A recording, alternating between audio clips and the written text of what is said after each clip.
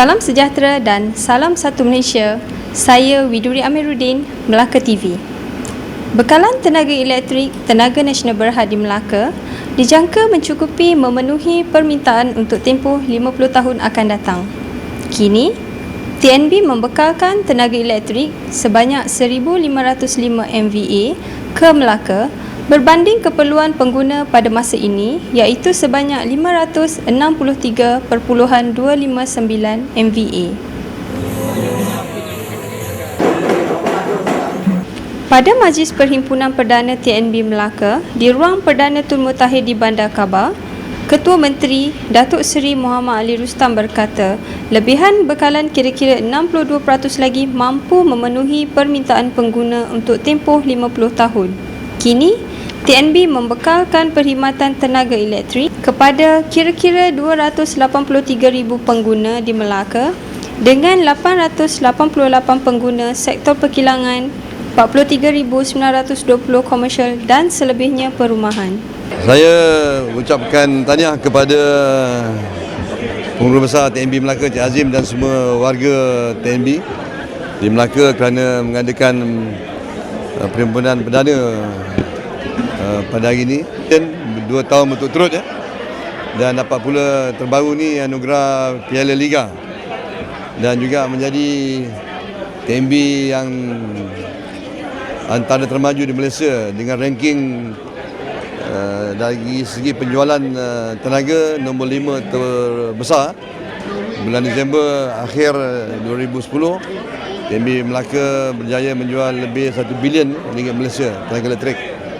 Dalam perkembangan lain, beliau menyarankan TNB mempelbagaikan dasar bahan api dengan memberikan lebih tumpuan kepada penggunaan sumber hidro. Ia bagi meningkatkan usaha pembangunan renewable energy. Muhammad Ali juga berharap TNB dapat membekalkan tenaga elektrik ke Pulau Besar dalam tempoh 2 tahun bagi menggalakkan pertumbuhan aktiviti pelancongan di pulau itu.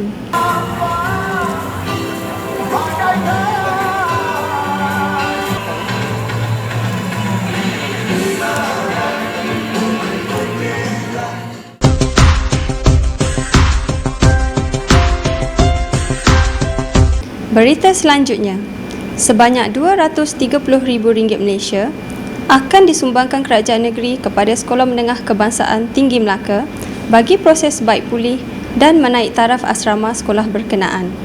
Ketua Menteri berkata, sumbangan itu bagi memastikan pelajar asrama selesa berbanding bangunan lama sekarang.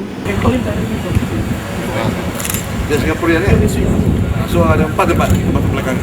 Ketua Menteri berkata, 130,000 daripada jumlah tersebut diperuntukkan bagi membaik pulih sebahagian bumbung bangunannya yang roboh. Bagi 100,000 lagi adalah untuk kegunaan Persatuan Bekas Pelajar SMK Tinggi Melaka sebagai dana permulaan pembinaan rumah kelab baru mereka. Saya juga bekas pelajar di sini tahun 61 sampai tahun 67 dan Kementerian Pelajaran ambil ini nanti kementerian kena bayar, saya ingat dalam 1 juta lebih sikit ke.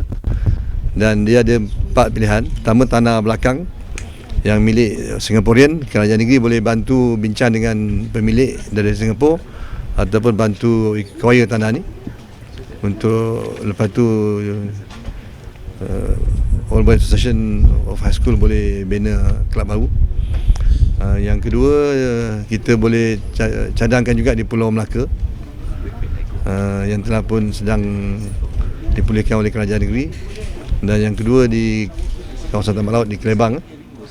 Bagi pembinaan rumah kelab tersebut, beliau menjelaskan kerajaan negeri juga menawarkan 4 lokasi kepada persatuan terbabit, antaranya di Pulau Melaka, kawasan tambak laut di Kelebang, kawasan bersebelahan Taman Botanikal di Air Keruh atau kawasan berhampiran SMK Tinggi Melaka.